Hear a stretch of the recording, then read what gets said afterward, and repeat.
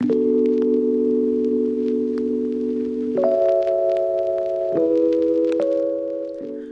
back to Valley Boys TCG. CK here with some more Battle Spirit Saga gameplay. I'm here playing the purple Astral or Agriwood Demon deck, and I'm playing my buddy Anthony, who's our resident Surveyor. So we starting off here. He just gets out the Inverted World, which is what you want to see. Basically, turn one for his Surveyors. It just does so much ramping for the deck. And we just start off with the Star Blessed Draw to get some more cards in our hand. And now back to his turn. He gets the 1 cost and another Android Galar here. The 1 cost 2 color spirits are just so good for the Surveyors because you need basically rainbow setup. It is a rainbow color deck. So he's got some really good aggression getting us started here. A Nexus 2 Spirit, so we get the Ferocious Prison out. Ferocious Prison is really good just because the on play, it lets us pop some things, and it helps set up our trash. So we play the Ferocious Prison. On play we can trash the Agriwood, so we get an Astral Spirit on play or in the trash. Then Ferocious Prison will pop 2 spirits on board, less than 2k, and we see the Oni Soldier come down, another Astral and Curse Spirit. So we're trying to stabilize here. We're down to 3 cores. He hasn't taken any damage. Surveyor Ryusei comes out. Ryusei very much needed. I think for the thing with Surveyors is sometimes you run out of gas pretty fast. You go through your hand size pretty quick. So Ryusei is one of those staples to make sure that you can kind of get your hand back, as he's got the ability to draw. And we don't want to take any more damage, so we go ahead and take the block there. And it's not a bad idea to kind of play defensively early on with this deck, because even if they're bigger, even if they're clearing your spirits off the board, you are ramping up your trash with Astral Spirits to get that Agriwood Demon out. And Strong Draw is also a very good card in this deck because you're drawing 3, trashing 2, and again, setting up more Astral Spirits in your trash to be able to bring out the Agriwood Demon much cheaper. Agriwood is a very expensive spirit, so you see us throw some stuff down, and then Razzle helping mill just 1 spirit, unfortunately, but it does let us grab back the Agriwood Demon, triggering his Star Blessed Draw there. So yeah, Razzle helps set up our trash with potentially more Astral Spirits, and then if we had to throw away, as we did this time, we threw away the demon, or if we've milled it by accident, he pulls it back from the trash. So the Agriwood with Razzle combo is basically a key component to this deck.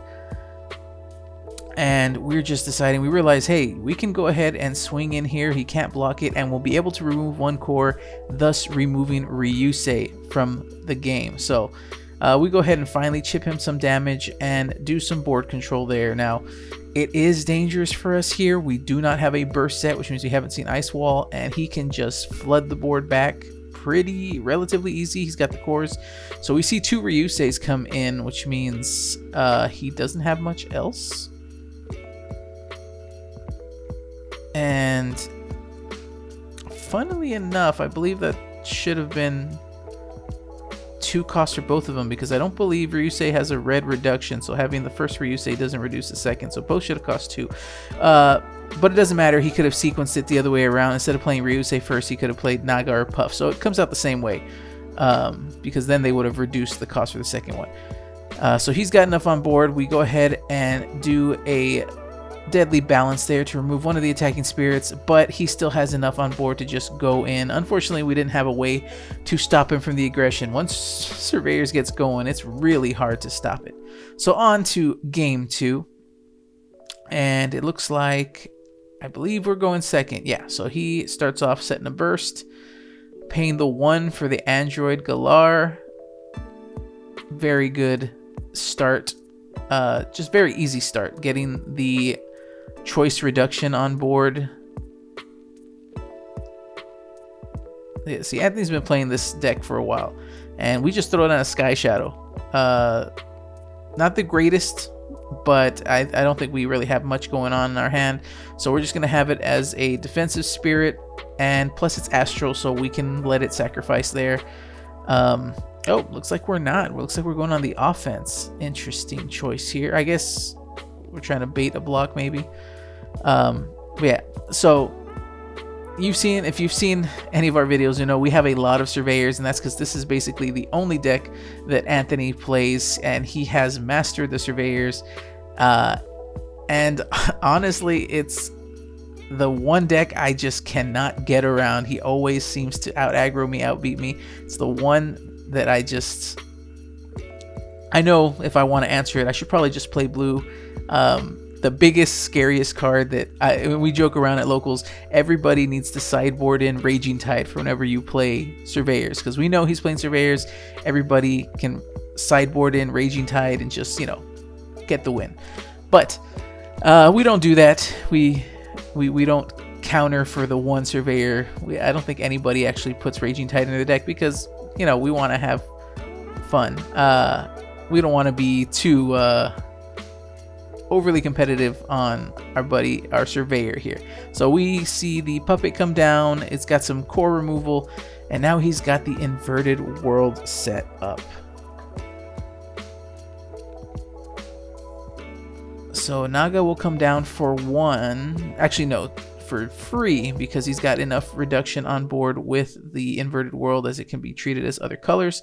So Naga's gonna go in, and it also has some core removal function here. So if anything dies, and that's why we're at the risk of blocking. So we decided to just take the life, pop the absolute ice shield, but we don't have to pay. We're just putting the core back and trying to force him to decide whether he wants to swing with that last one and leave himself completely open. So we have a few cores to work with now, but I don't think we don't have our trash set up. We set up another burst there, probably a second ice shield, which is what we need to kind of try to get back in this. We see Illusionist Simon come down so that we can use its when summoned to discard.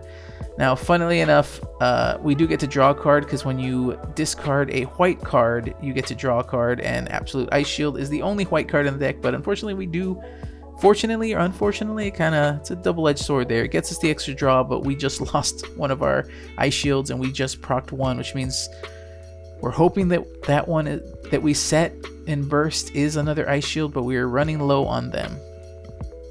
And so we're just moving cores around, trying to figure out where we want our cores to be, where we want our soul core to be mainly.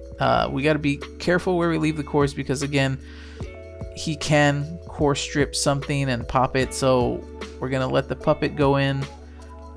Does get the block, and then in post block flash, he uses Deadly Balance to try to pop something else. So I guess technically he could have just... Yeah, I think he accidentally killed 2 spirits when he only needed to kill 1, because if he could have declared block and then Deadly Balance the blocking spirit, yeah, that might be a bit of a misplay and on his own part, but you know what? It doesn't matter, because he can just burst out more puffs, more Nagas, more Surveyors, just flooding the board here. So yeah, we got value off his misplay, because that his own Deadly Balance, he ended up sacrificing 2 spirits when really he only needed to sacrifice 1. It was just a little preemptive on the play. He's trying to decide whether it's worth going in, if it's an ice shield, if he wants to proc that ice shield. Trying to do the math of how many are in trash already. And he decides he's just going to go in. So we see 2 Delaney's come down. 3 Delaney's come down. So his full hand has been expressed here. Now he's got 6 spirits on board. Yikes. So Naga comes in first. And we have to decide how we want to play this. If we block, he can core strip. So we take it and we pop the Hellcrack. Now this is the interesting play here, because Hellcrack is going to let us remove 1 core from 2 spirits. Those Delaney's all had 1 core, so we actually get very good value off the Hellcrack. So he takes our life. We get to pop 2 of his spirits, or remove cores from 2 of his spirits. He's going to go ahead and swing in with another Naga, and we're going to doubly deadly here. Doubly Deadly coming in clutch. Now, unfortunately, really, we probably should have Doubly Deadlied first to clear 2 spirits, because now he's just going to get rid of the spirits on board that have already attacked. And unfortunately, we did have another Doubly Deadly in hand, but because of the puff effect, he got to reduce us. So we didn't take it. We got rolled as usual. But here's a quick shot at the deck list for those of you that are interested. Here's what we played in this matchup. Hope you guys enjoyed the gameplay. Hope you guys come back next time.